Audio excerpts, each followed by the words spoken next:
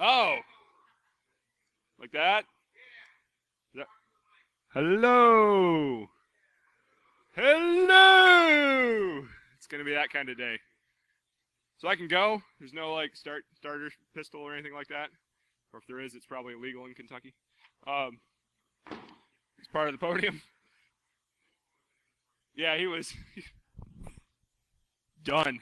I did that last time with my son's sippy cup. I got done with an argument. I threw it on the floor. I was like, "Yeah, bitches, I'm done." Threw a sippy cup on the floor.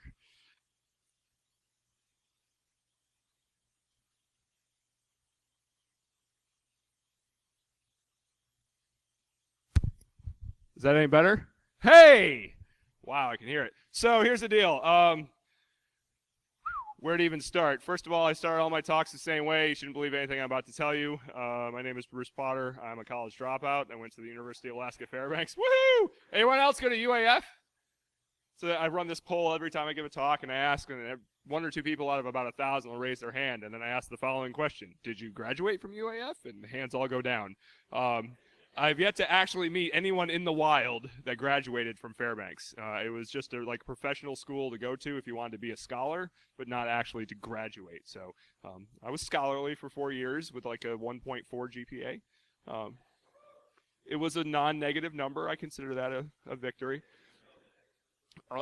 Anyway, I'm largely self-educated with respect to this line of work. I've written books and articles and edited magazines and all that kind of nonsense, and mostly that just means I can bullshit really effectively, not that I actually know what I'm talking about. Anyone here written a book before? No? Really? Wow. I'll tell you, you don't need to know anything to get the contract. You just need to be able to market well. The first book I wrote a marketing proposal to O'Reilly, said, here, I want to write this book on 802.11 security, and they said, yeah, sure, it looks like that will sell well, so here's a contract. And I thought, well, I need to go learn something about 802.11 security now. Plotted off to the internets and learned something, and then wrote a book, which has been published in 3 languages, including English, which I thought was nice of them. So I have no certs. I think I never have had a cert, to tell you the God's honest truth, which is kind of exciting. So, but anyway, the long and short of it is you shouldn't believe what I'm saying, not just because my credentials are sketchy, but because in this industry, all credentials are sketchy. There are very few undergrad and graduate programs with respect to information security, hacking, anything like that. Most of them, their curriculum is largely made up and pretend. A lot of the master's programs up until recently were geared around beltway bandits trying to get advanced degrees to make themselves look better so they can charge more money on contracts, not to actually provide a lot of value to the community. So, and I'm sorry, that may hurt some people. It hurts me a little bit too, but things are improving. But honestly, what I see some of the college kids coming through universities, the best kids that I see are coming from universities that have homegrown security programs. RIT's got their, got a good student security-driven group. Penn State has their IA club, poorly named, but well-intentioned.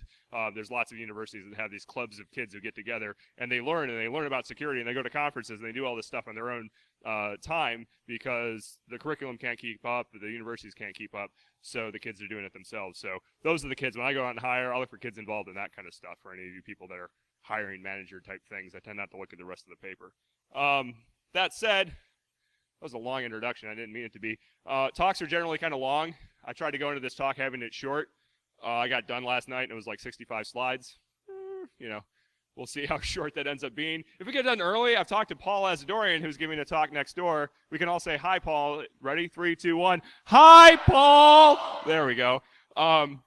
We have a bit of a deal that if he's done early, he's going to bring his crew over here. If we're done early, we'll go over next door. And we may just do it in the middle. If things get really boring and you raise your hand and say, let's get the fuck out of here, look, we'll just go next door and we'll crash his thing. And I'll present off of his slides, and he'll come over here. And it really pisses off, security or conference organizers with the speakers form a coup and just like, we're going to do our own thing. And yeah, that we don't like that. So anyway, before I get started with anything technical, I wanted to go over this ridiculous thing called cycle override that we do. We even have t-shirts, so we're all official. That's when you know you're official. Like when your hobby has resulted in the purchasing of custom-made t-shirts. You're like, okay, I've gone into a new realm. what we're doing ultimately is we've done a lot of lead-up rides, but the big ride next year we're going cross-country, and it's all a misunderstanding between me and JP. Punk rock is for those people that are so Twitter inclined. JP was getting into biking. He said, I thought we should do a ride to DEF CON. And I'm like, dude, I've been looking to do a cross-country ride for a long time. And I sent him all this information on riding cross-country. And he's like, man, I'm totally cool with doing a cross-country ride. I'm down with it. I know it's like a multi-year training thing. That's great. What I said, though, was we should do a ride at DEF CON, like rent some bikes and just go tool around, which is a little different than riding 3,000 miles across the country. But he's been a very good sport about it. So we've organized a bunch of rides at different hacker cons. We did a ride across Ohio to get to here last year. And then this year we did a ride up the East Coast. And then next year we're going cross country, starting in DC in late June, going the wrong way in the summertime. For anyone that knows anyone that's gone cross country. Anyone gone cross country before? Have you? Which way did you go? West to east or east to west? West to east. See, he was smart. The wizard in the back here. This is so we're going to go east to west in the summertime. We're going to stop by DEF CON on the way through. If anybody's interested in joining us, we're not going to be burning down the streets going real fast. So, you know, we're happy to have people for any or all of the ride. We should have milestones up hopefully in the next month about where we're going to be. If you want us to stop by your town, party with you, whatever, you know, we'll have a bunch of kids in tow. We party really hard. It results in children. So my wife is really upset at me already. It's only the third slide. We have two separate fundraising needs. One is we're trying to raise money for EFF. Second, we're trying to raise money so we don't pay for all of this out of pocket. So if you're a security company and you want to sponsor us, woohoo! We get a lot of visitors to our website and stuff, and we print cool T-shirts. And we may actually have a Kickstarter to try to do something creative to get money from people to help us get from point A to point B. Anyway, that's all I'm going to spend there. So the other day when I started putting these slides together, you know, I had that dawning realization that I proposed a topic, and I really wasn't sure what I was thinking. And many of you may not either. You may have looked at the Googleable word, epistemology, in my title, and that's basically what it was for me. Was this? Well, I wonder what this means. It's much like writing a book. You know, giving a presentation is largely in the same thing. I run a small company outside of Baltimore. We do a lot of information security research. I could have talked about a lot of technical things, insider threat detection and net flow analysis and all this other stuff that we do. And instead I decided to go all philosophical, which I was really worried about until I was recruiting at Penn State the other day. I went to Penn State, and they have like a technical recruiting day for engineers and all that kind of stuff.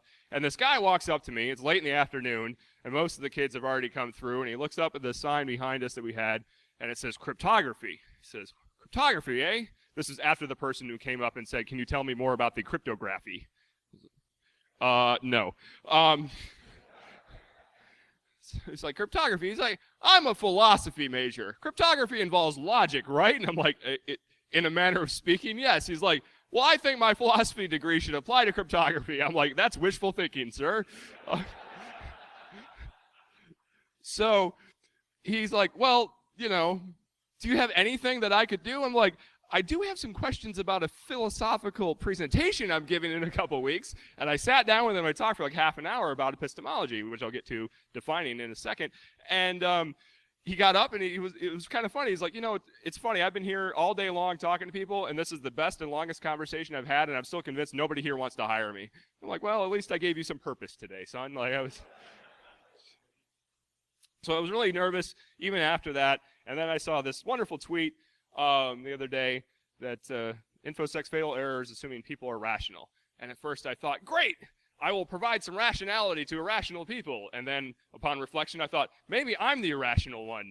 And then I got really confused and nervous, and I retweeted it. So I don't know who Ghost Nomad is. I discovered he's Cleveland. So that makes him okay. Dave gets really excited. He's from Cleveland! Woo!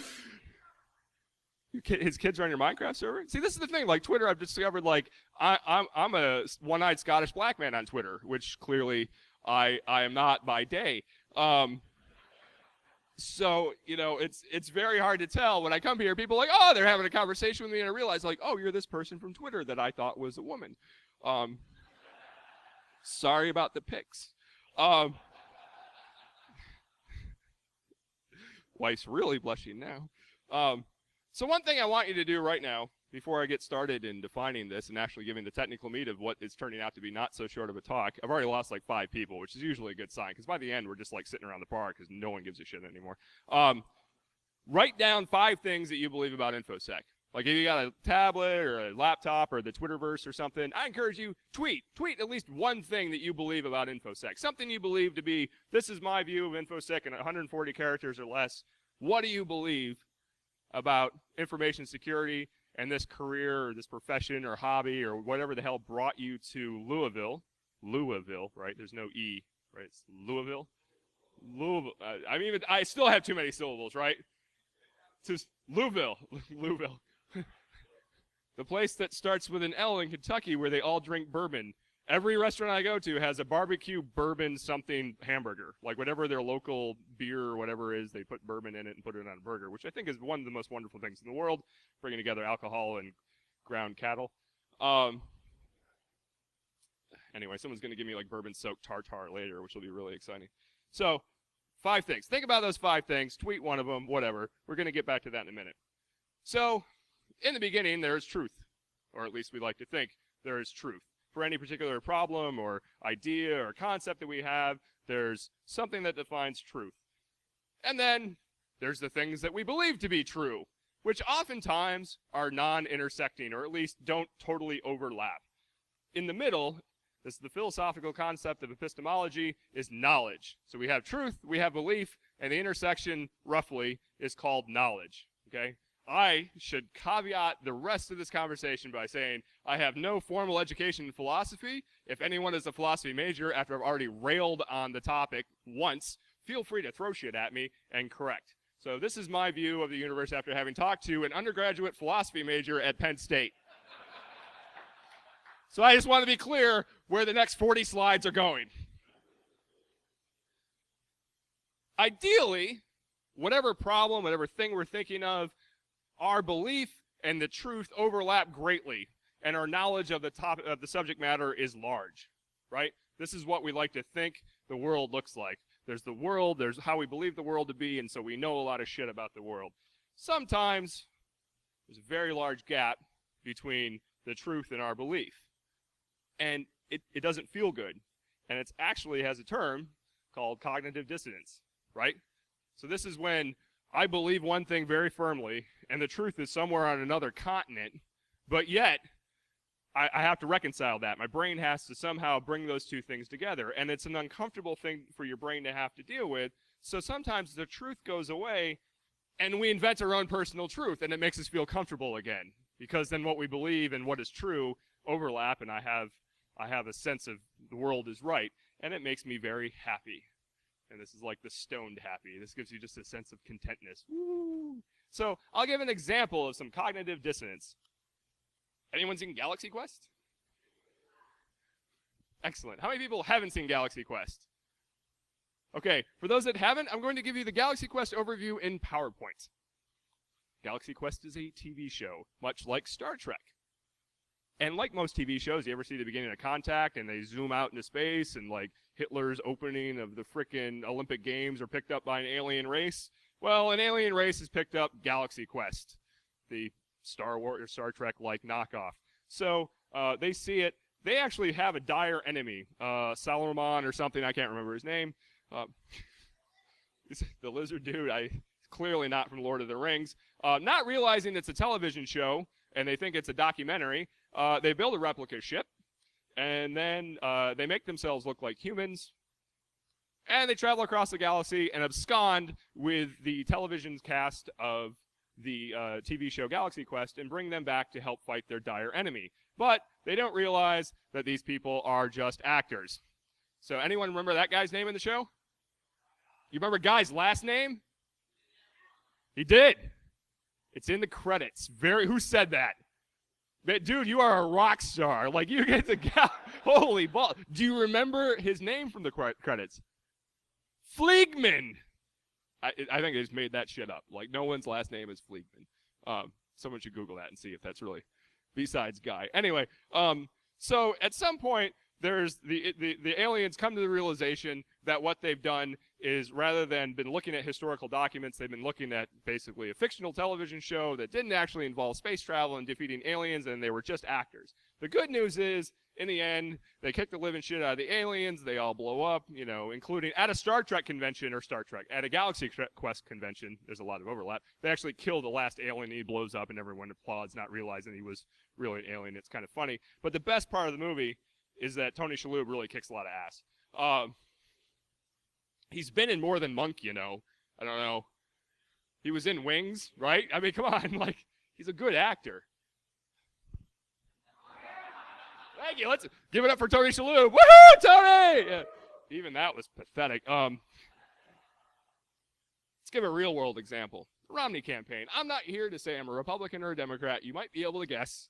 But I did see something very interesting happen the other day. So the Romney campaign had, I think, what most people would like to call a rough week and a half. Between some things that happened in Libya, which there was a lot of controversy about. Romney tries to reboot his campaign. That day, the leaked 47% video comes out. Anyway you slice it, that's just going to cause problems because half of America doesn't like being called victims. You know, he had rough times there. The tax info came out, and, well, he paid more in taxes than he should have, and which he said he should never do because then he wouldn't be qualified to be president. So there's lots of kind of conflicting things that are happening in the Romney campaign over the course of a week. The polls are going down, whatever. 9:23 at the end of the week on the Sunday talk shows, Reince Priebus, the head of the RNC, says, you know, I think we had a pretty good week. Oh, really? Like, you invented your own personal truth to solve that little cognitive dissonance problem that you had. You're like, well, yes, everything's fine. What video? Ideally, our beliefs change rather than inventing our own personal truths, right? That's kind of, the nature of this philosophical problem. Epistemology is, you know, let's not reinvent truth and make ourselves feel good. Let's shift our beliefs. Let's understand what's really going on. So why is this important in Infosec? It's the big question, because everyone's waiting. If this doesn't get Infosec specific, this is just storytelling hour, and I'm GTFOing. Like, that's it. So here we go. It's going to become Infosec specific here in a second. Some disciplines, some people that go to conferences and are educated and have jobs, do work that revolves around things that are easy to observe, right? Like the world around us. Mechanical engineering is a great example of this. There's lots of things in mechanical engineering that we could directly observe that happen every day the same way. I drop a bowling ball from the top of the Leaning Tower of Pisa, and not only do I get arrested, but it falls at exactly the speed that I expect it to, right? That's what happens. So force of gravity, tensile strength of materials, you know, these things are observable truths. And so we can believe in these truths. We have a lot of knowledge, and we are happy. Mechanical engineers are a happy bunch. They're all sated. They're like, yay, I build things and people don't die, right? That's the goal, right? I mean, the goal is to build cool things that support life and continue on, and like bridges, like the Golden Gate Bridge. I was in San Francisco the other day and saw the Golden Gate Bridge for the first time in a long time, and I remember thinking for like the umpteenth time, damn, that thing is cool. Like, Golden Gate Bridge is an amazing piece of engineering, and every day, you know what it is? It's still the Golden Gate Bridge. It doesn't change. I mean, sometimes there are earthquakes. You know what that sucker does? Fuck you, Earth. Like, I'm still here. That was the wrong, fuck you, Earth. There, I got it right. I was flashing the horns, and my kids are so well educated. It's right in the front row. So, in our universe, things aren't so constant, right? The only constant, and I'm throwing that out there as even maybe, is that you can't be absolutely secure. Like, that's the one thing you learn. It's just like a cliche. Well, even a rock, you know, I got a big fucking hammer. A rock's not secure. The rest is up to debate. You know, we have a lot of things we try to observe, but those observations can change over time. What we observed last week may not be the same thing that we observe next week or the week after, and it can change rapidly. People find vulnerabilities, people find new attacks, new software takes hold, the Twitters are born, everybody communicates very rapidly, changes threat models, and it makes us unhappy, right? And we have cognitive dissonance at times where we think we know something, or we knew something last week, or we knew it last year. I was trained in it. I was certified in this. What do you mean it's not true, PCI? Like, it's... took me 20 minutes to get to a PCI joke, and David's leaving after that. Bye, David. Bye. If you're going to leave, just can you wave? It's much more polite. Just thanks. And even introduce yourself. Bye, Dave. There we go. Thanks. I once gave it. God, it was at DEFCON, I think, and it was a pretty big room. Must have been like 1,000 people in it. Thank you, David. I appreciate it. And like whatever I was doing, it was actually pretty decent. And there were a lot of people like sticking around and not getting up. And like 20 minutes into the talk, the first person gets up to leave, and like the room is packed. And one person walked up the alley, and I was like, "Hey!" The guy's just like stops, and I was like, "Oops!" Like now I've got to make something funny out of this because I did legitimately make that person feel bad. So I don't know. I think I gave him a beer. The end result. So do we build bridges? No, we argue about shit. So this was an interesting list that Richard, how do you pronounce his last name? Okay, we got a lot of conflicting views. We'll just call him Richard. What? Cyber. It's like buffalo. What's the longest sentence you can make with cyber? Is it 8, like buffalo, or can we do better? Cyber's everything, so I assume we can do better. So what struck me about this list, he posted this the other day, and this was a list of like ways to get InfoSec people to whine and bitch at each other, right? Like, here's all the things that you could just throw in a room like a flaming turd. We'll all go, flaming turd, and we'll argue about it for hours.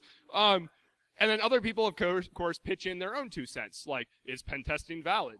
What's the value of certifications? All this stuff people just start throwing out. And I'm like, these are core concepts to our work, and we find it funny that we can't agree on any of it. Why is that so? Right? Why do we not agree? Is it because we all have different jobs that we care about and different ways to protect or do other things to networks? I don't know. But it's disconcerting when we can't figure out how to disclose software vulnerabilities. We can't figure out what the hell cyber war really means, and if there's value in talking about attacks versus defenses. At ShmooCon this year, we got rid of the break it track, which has got some pushback, and there were various reasons for doing that, and I can even get into it right now because I think it's actually kind of interesting. One, there's a lot of focus at conferences on attacks, and so it's really easy to go to a conference and it's sexy and people want to talk about attacking and pen testing and doing all this other stuff. But frankly, talking about attacks has become diluted in value over the years because we can sell attack information for a lot of money, right? People sell exploit information. They sell vulnerability information. They sell it to people who build the product. They sell it to third-party security vendors and that kind of thing. So you know what people don't get up on stage and do anymore? Drop fucking O-Day, right? They just get up there and talk in the abstract. Or they talk about something they did a while ago or something like that. Where the hell, what? I miss the O-Day. I really do. I miss the fuck you-ness of it, right? It kept us on our toes. It was not a polite thing, and it works. I mean, frankly, Dan Bernstein, man, he's a big fan of that. I don't know if you've ever seen Bernstein's philosophy on O-Day. Find it and drop it. I mean, that's not what he says. He's an academic professor. I'm distilling his comments, but I'm sure Mr. Bernstein, Dr. Bernstein would have some disagreement with the exact phraseology that I've used. But in general, I think that there is value to that kind of edginess, and the value obviously is important enough that people want to get paid for it. So they don't come to conferences. They don't talk about the things they used to talk about. We talk about Metasploit and all this other stuff, which is great, but we moved away from that. So anyway, there's obviously room for debate there, right? And so the thing becomes, why do we believe what we believe about information security, about that list of Richard's 10 things, about the 5 things that you wrote and hopefully maybe even tweeted? My phone at least lit up with one person, so I appreciate that. Why do you believe these things? And it got me thinking about, I'll pick a straw man. Let's walk through one example of a truth or some domain of knowledge within InfoSec and see if we can get to why we believe what we believe today about, passwords, right? Passwords are easy. Who uses a password? Your mom? I mean, everybody does, right? Just like everyone does your mom. Okay. Come on, man. I know we're a little late. Thank you. That was, yeah. That did not need applause. Your mom jokes, it turns out, never actually need applause. So in the beginning, there were isolated systems. This slide actually doesn't exist. Here, let's do this. That slide exists. There was an errant thought there, but so we use passwords for a long time, right? I mean, since before we had computers. Knock, knock. Who's there? Your mom. Oh, open the door. Your mom was the password. Come on, there's a thread here. And in the beginning, we had really limited systems. Threat of compromise is local. People walking up to a terminal, best they could do is guess passwords. Your password did not need to be very complex. As systems became, more interconnected, more complicated, password-based authentication had some issues. One, we could brute force. I read an interesting thing about brute forcing over a 300 baud modem and how long it would take to brute force certain, character length passwords over, modem. Turns out a long time. Hashing algorithms have come and gone, MD5, my kids do it on their decoder ring these days. You should not use MD5, I guess is the moral of that story. I need coffee. Client-side trust issues, that's interesting. People are caching passwords now in web browsers. That's kind of a new problem. There are better alternatives to authentication. So what's the issue, right? Passwords are insecure. You should choose really long, complex passwords. You should rotate them periodically, et cetera, right? That's what passwords are? Not. That's how I viewed it.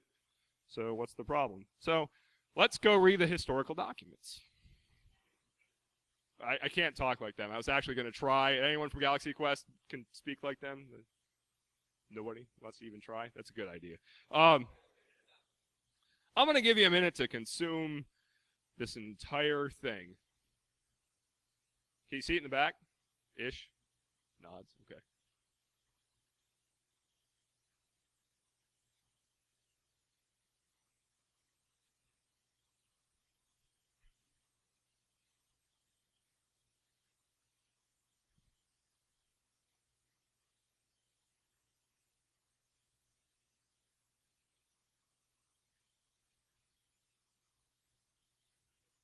In a nutshell, this is client-side password caching for mainframe access as a threat to the system in 1987. Okay? This isn't a new problem with passwords, right? We've had client-side caching problems for a long time. This is from the Advisory Memorandum on OAS. So this was a DoD document that was published in 1987. An office automation system is basically a client terminal that apparently you can program that when you hit control break, it logs you into the mainframe. I would not know how to program a modern PC to do anything useful when I hit control break. So that's pretty impressive. It's a neat, a neat little trick, but clearly one that they were not fond of you doing. And I thought, wow. When I've done software security consulting, I've done a lot of work, and it struck me that client-side caching of credentials is something that was really only came about when the modern web browser came around, or at least some thick client stuff maybe in the early 90s kind of thing. This is a problem we've had with mainframes since the 80s.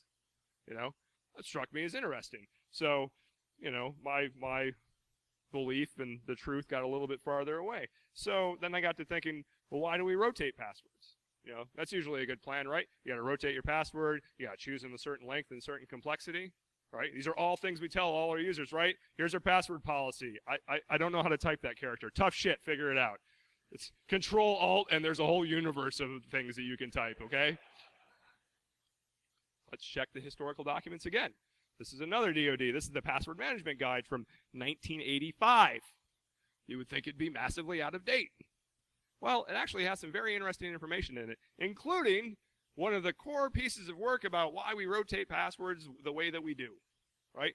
This document has some mathematics regarding password length, how long in between likely compromise, and a lot of mathematics regarding probability of how long a password needs to be in characters and the complexity of the alphabet and that kind of thing. And it even talks about passphrases.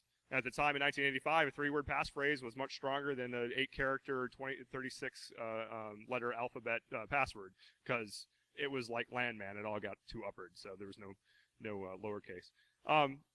But the first sentence of this thing that we've used as a justification for why we rotate passwords and why we choose passwords as complex as we do is this. So, is that true? Is really the security afforded by the password a probability of it being guessed? Well, 1985 it was, right? And for all this math that it had, that's what it was all predicated on, the fact that a password could be guessed. But really, let's talk about guessable passwords. Here's the Gawker password dump. So this is the top, 12 passwords for the Gawker password dump. Clearly, easily guessable passwords. If they had chosen real passwords, even though they were hashed, or if they had chosen real passwords, the hashing algorithm would have protected them. We would never know their passwords, right? I mean, a good hashing algorithm, a complex password, too complex for us to figure out. So let's look at another password dump. Here's the analysis of the IEEE password dump that happened the other day. You guys know the nature of that dump?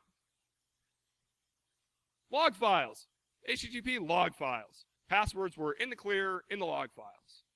And largely the same distribution of stupidly chosen passwords. So if the users had chosen a better password, the hashing algorithm would have protected them, right? Oh, wait. They weren't hashed. They were stored in a log file, completely outside of how they're normally stored. They just got written to disk because somebody had to look at web server logs. So the users, doesn't matter if they had chosen a good password or a bad password. In the case of the IEEE dump, their password was given up, not through brute force guessing, but because the system that they gave it to wasn't trustworthy. Passwords get popped in this day and age because we suck at doing our job, right? We can't protect them in the system, right? If they're hashed or not, they get leaked, okay? Onesie-twosies, people get popped. In the millions, people don't get popped. We get popped, right? How many of those users on that Gawker list got owned prior to the Gawker dump because their password was 123456? I would hazard to say at most 1, maybe 2 on a good day, right? And those are probably like ex-boyfriend, ex-girlfriend situations, right? How many of those people got popped after the Gawker dump? A whole hell of a lot of them, right? What about the IEEE dump, where it wasn't hashed, it was just in the thing? How many of those people got popped before and after because of their poor password choice? Their password choice didn't make dick a difference in the IEEE case, right? So what's interesting to me is that we force this rotation policy. We force all this crap on the users to remember passwords, then we get bitchy when they write it down. Really? Like the only people, honestly, again, how many compromises happen because of that? I'll give you some compromises do, but Eastern European crime rings aren't roaming around your office looking for passwords so they can log into Bank of America, okay? If they are, I'll do your physical security for you. My kids will do the physical security for you because they'll do a better job than whoever's doing it now. At the end of the day, people's passwords get popped, not because they're shitty, not because it's 1, 2, 3, 4, 5, 6. It's because we don't do our job. And forcing users to rotate their passwords and all that other stuff is kind of silly when you look at it from that regard. Wow, yeah, wow. There's a cat. So we've got Galaxy Quest. We had, Sir Patrick Stewart. We had a cat. I think I've used up all the internet memes from like 4 years ago. And the gang said, no. So I'm not saying any of this is right, okay? I think it's right, and it makes me happy. But it's one way to think about passwords. And it's one way to think about a complex problem that we deal with every day. Like, we deal with password authentication in our jobs every day. Whether you're an attacker, whether you're a defender, this is something we deal with. It doesn't get, from a computer security perspective, it doesn't get much more simpler than passwords. And to this day, we still can't agree how to protect them, who we're really trying to protect them from. All we do is bludgeon the user with the stupid stick and be like, make better passwords. The user should hit us with sticks. Don't put them in fucking log files. Right, so I got it. Sorry. Like, we have like 1,000 users and 2 people to hit, with sticks to hit. And if it was the other way, where they were all lined up to hit all the security guys all day long, we'd figure out how to do our jobs, right? Like, or you'd really enjoy it. Hope that makes it to YouTube. Oh, God, you guys are putting these on YouTube, right? Yeah, perfect. That's... I'm going to go all the way back to the beginning, then. We're going to restart. No, just kidding. Wow, that's a lot of updating. So what? So we live in a world that's driven by belief and not truth. We don't have a lot of hard facts.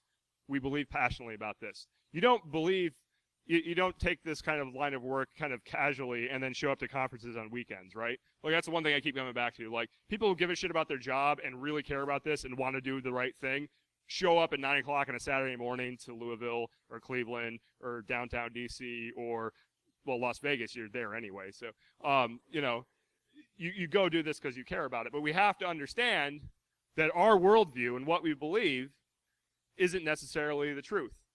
And it'd be nice if we treated others with respect, if we tried to not, bludgeon each other in the Twitter echo chamber so often, and tried to move the ball forward and understand where are the fallacies, where are the things, the areas of concern that we have today where maybe what we believed last year or the year before isn't what we should believe today.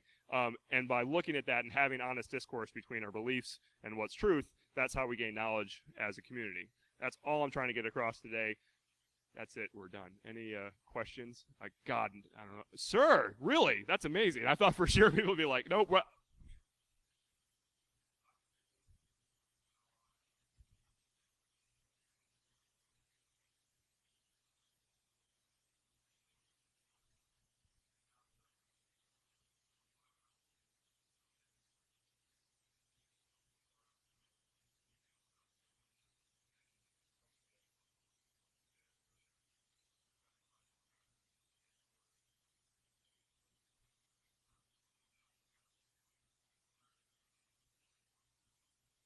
Right. So the concern is that we're training users that cognitive dissonance is okay by engaging in phishing campaigns as a way of security awareness training, because all that happens is we basically phish them later with legitimate emails and tell them, no, that one's all right, right? So I used to work at a large defense contractor, and we would have phishing, drills and security awareness. And then one day I got an email from one of the partners, but it came from an external address. It had misspellings, and it said, please, we're updating our emergency, ER contact list. Please go to this website, enter in all your personal information so we know how to contact you in the event of, some sort of emergency for the organization. And I was like, oh, get bent. And I was like this far away from responding back to the fisher of like, go screw yourself. Here's all my up yours at, screwyou.com and everything. And I thought, no. I'll check with his assistant just to make sure. And I call her up. I'm like, I got an email about, I was like, oh yeah, we're getting a lot of calls about that. That's totally fine. Go fill it out. That's something that we need to do. And I'm like, you people are all crazy. Like, what is wrong with you? But it's exactly the problem that we're like, in this space, we like to think that the world is very clean and we can train people on, phishing, and we clearly can't because we can't get it right ourselves. That gets to a big problem with, I think, a lot of the education and awareness issues is that we train people in a very clean room about how Infosec works. And we all know Infosec isn't clean, right? This isn't a pretty world that we live in. Users are dumb. Attackers are smart. It's why, again, getting back to the O-Day thing, we are not the British fighting the French standing across from each other, shooting at a line of people all politely, and then, oh, Billy died. And then someone comes up and takes Billy's place, and then we shoot again, because we are the people standing in line, and our adversaries are behind the trees shooting at us, and they're a lot harder to hit. And as an industry, I think it's sexy, it's fun, we get paid well, and we seem to think that we're fighting a polite war, and we are the British and the French fighting circa, 1730 or some bullshit. And we're not. That's not how this works. And we have to remember it's dirty, it's nasty. The people that are trying to break into our networks don't really give a shit about who we are. They don't care that you're on vacation, right? They don't care who the director is, and that you have to tell them anything. They want their information, they're going to get it. And that's, again, one of the reasons I get real passionate about this is that we screw up so much. And yet we show up here and think, oh, we're doing the right thing, man. Look at how awesome my attack tool is and all this other crap.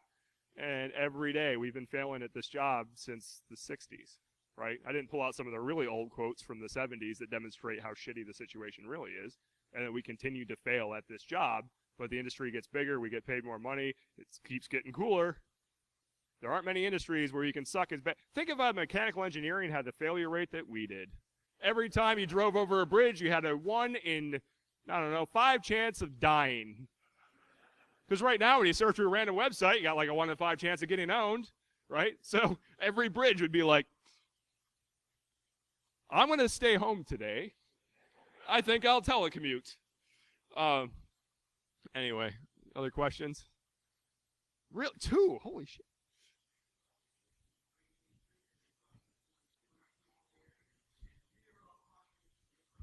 I don't think you're buying into shit, sir. I think you think I'm full of it, but go on.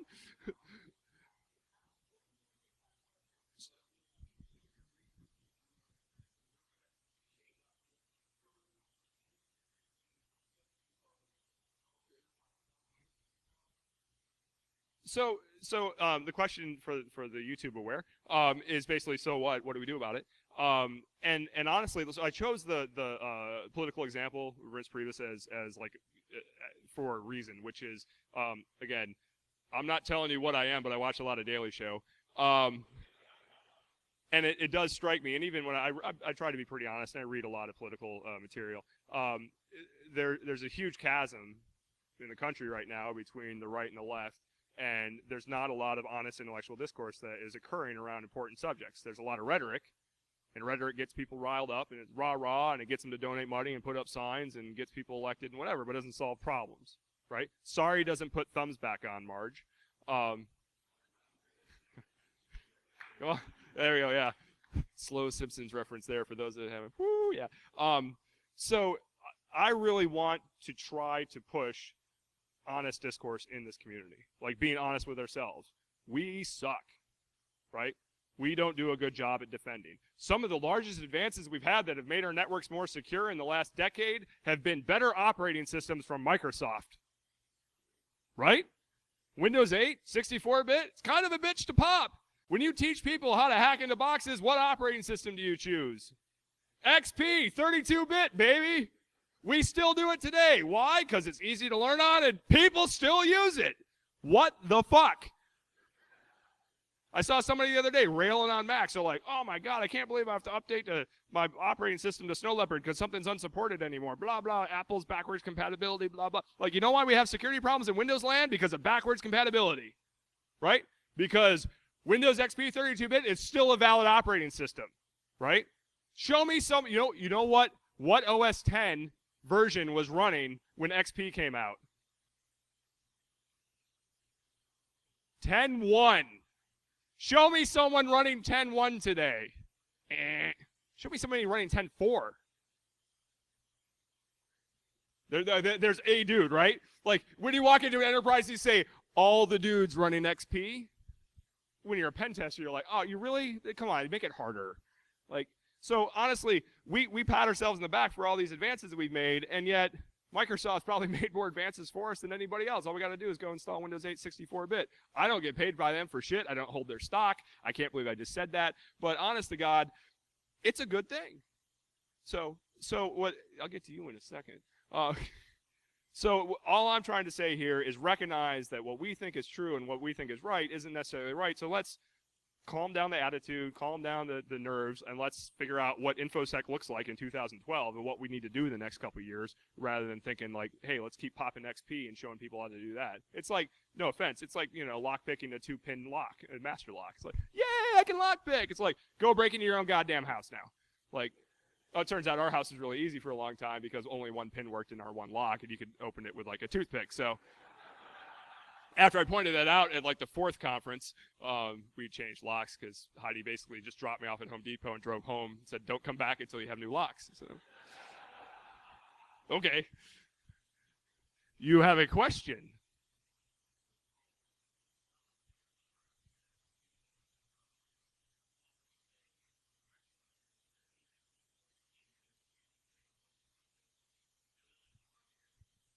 So yeah, no, people actually light me up for talking about Microsoft. I gave a talk a couple years ago, a while ago, about Linux and why I hated Linux at DEF CON, and I walked away from it. I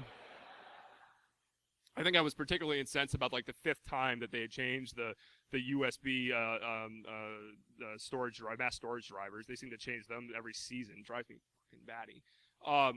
But Microsoft spends a ton of money on security research, right? They're not screwing around. They hire smart people. I know smart people at Microsoft that work on the security side. People I really respect. You know what they've done? A good job. Oh my God. You know what else I get railed about when I tell people, hey, you don't want to get popped, go buy a Mac.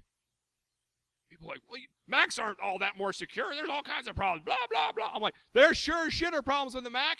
I will be the first to admit it. But you know what's not happening? Attackers are not investing the time and energy to write malware for the Mac because it's still not a big enough return on their investment. It's getting close. But every once in a while, you know what's funny? You'll see some article about the latest malware variant for the Mac that was discovered the other day. I'm like, well, in the time that it took me to read this article, 10 new variants were discovered for Windows. What's your point? Oh, look at that. It's a Trojan horse. And you actually have to click on it and then click OK and then type in your password, but it's malware. I'm like, that's not malware, sir. Like, you're a goddamn moron. I'm like, here, I have some websites that you should browse to with your Windows XP box. It'll define this for you. Malware. Oh, I owned your Bank of America account. Anyway, so I say a lot of inflammatory stuff just to get people's attention. Hey!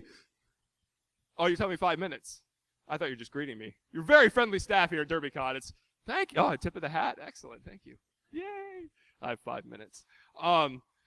I say a lot of inflammatory shit just to get people to wake up when I give talks because it has to be entertaining. Usually, anyway. But honestly, there's stuff like that I feel like, I feel that Macs are more secure. They're more secure to use, I guess would be the best way to put it. And I think Windows 8 is a great step forward from where we've been in the past. And you can hate me for it, you can disagree, and that's cool. And I'm happy to have the discussion. But let's have the discussion, right? That's all I really care about. Let's have a discussion, come to a rational conclusion, move on. And they're in the back.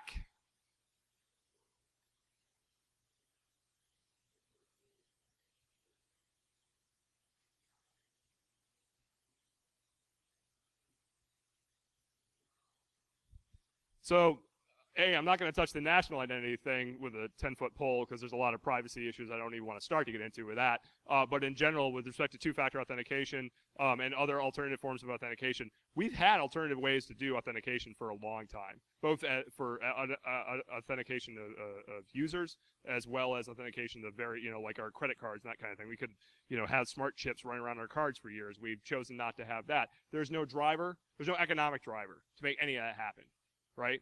I was involved in a failed startup that tried to deploy smart cards to people to do set-based transactions in the late 90s. We burned through millions of dollars. You know how many customers we had? 0. You know how awesome it was to burn through other people's money and not have to have any customers to be responsible for? Awesome! Like, it was actually awesome up until the point that the money ran out. Then it was not so good. Especially when you had family, kid, whole deal. But at the end of the day, I think that there's lots of different ways we can do authentication that we don't do because there's no economic driver, because we can't it's a very hard thing to get people to issue them a token, to do the identity validation, to get drivers that work with the smart card or the token or whatever. This is all a complicated problem. I find what's interesting is that what's like the world's biggest single sign-on service right now? Facebook. Facebook solved their single sign-on problem for us. Well, first of all, I don't really use Facebook. But whenever I'm presented with a website that's like, oh, you can sign on with Facebook, I'm like, GTFO. Like, no freaking way. And like, even though I know underlying how it works and whatever, I'm not doing it. Like, I don't want to condone Facebook as like the single sign-on. Facebook is the identity authority for the planet, right? More so than any government, than anybody else. They can identity proof you. They can figure out who you are. You can go log in with all kinds of different websites with Facebook. And it's scary as hell. You say evil about Google, you say evil about Apple. I sure shit ain't trusting Facebook. So.